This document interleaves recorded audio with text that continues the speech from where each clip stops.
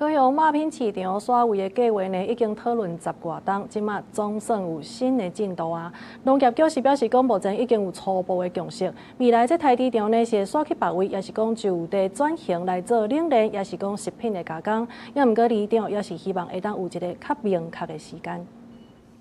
民国55年起，伫咧三明区民族路顶悬的高雄马品市场，是高雄地区农会甲市府做归经营的。因为都市发展的关系，拄好位伫咧市中心的马品市场，一年大约爱抬20万只猪。屠宰场甲拍卖场带来空气甲噪音问题，地方要求市场爱迁走已经花10多档啊。建摆议会嘛拢会提出来问，不过落尾也是无消无息。初五议会有议员再次提起，农业局总算有一个较明确的回答。最近大概比较朝向一个共识的方面，就是我们可能就是原地转型，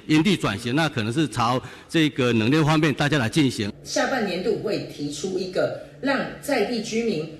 包括连周遭环境都能够有不错的变化的一个改善案。那我们也期待我们真正提出的改善案，真正能够让在地的居民能够接受。市府2年前就决定要甲马品市场刷走，后来因为土地产权的问题，甲农会物料无欢喜，迁徙计划也因为安尼袂顶袂当。看到双方总算有共识，地方虽风欢喜，不过里长口说讲要做冷链原地转型，这2年前就讲过啊，希望市府爱有更加积极的作为。这个议题有哪是2当前我就听过啊啦，按个到即马目前嘛无明确的动作还是时间点出来，所以到现在我们当然还是希望。农业局啊，然后跟市府之间能够有一个积极的动作出来。对我们来说是绿地比较好，